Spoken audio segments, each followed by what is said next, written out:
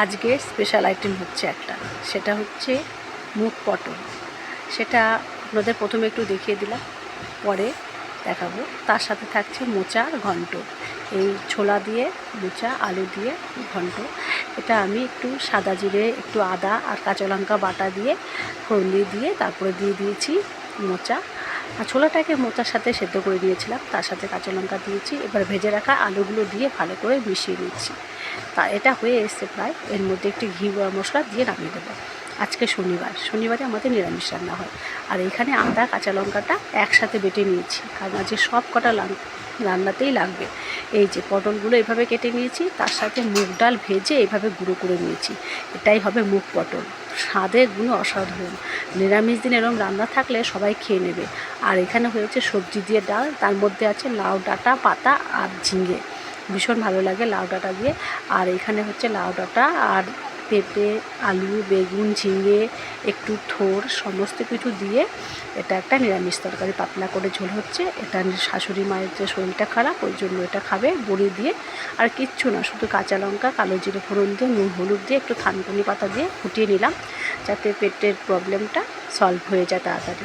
তার সাথে ছোটো ছেলের তো শরীরটা খারাপ আছে, ওই জন্য আর কি চলছিল এরকম হালকা পাতলা রান্না। আর ডাল তো আছেই। আর এই রান্নাটা স্পেশালি আমার বড়ো ছেলের জন্য। ও একটু ঝালে ঝোলে অম্বলে খেতে পছন্দ করে। তো এটা বেশি ঝাল হবে না, বেশি রিচ নয়, কিন্তু এটা নিরামিষ দিনে যদি বাড়িতে করেন, সবাই রুটি পরোটা ভাতের সাথে বেশ তৃপ্তি সহকারে খাবে। আপনারা এটা দেখে নিন কীভাবে করছি। এটা হচ্ছে পটলগুলোকে আগে ভেজে নিচ্ছি। তার আগে আমি মুগ ডালগুলোকে ভেজে গুঁড়ো করে নিয়েছিলাম। এবার কড়াতে আমি একটু আদা কাঁচা লঙ্কা বাটা দিয়ে একটু টমেটো দিয়েছি, তার মধ্যে জিরে, ধনে, লঙ্কা আর কাশ্মীরি লঙ্কা, নুন হলুদ মিষ্টি সমস্ত কিছু দিয়ে ভালো করে মশলা কষিয়ে তার মধ্যে ভেজে রাখা পটলগুলো দিয়ে ভালো করে কষিয়ে নিলাম।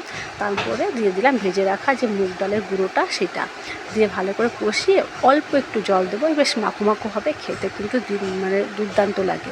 এই রান্নাটা আমি ফেসবুকেই দেখেছিলাম, কালকে রেসিপি দিয়েছিল, আজকে করে ফেললাম, কিন্তু ভীষণ ভালো হয়েছিল, বিশ্বাস করুন।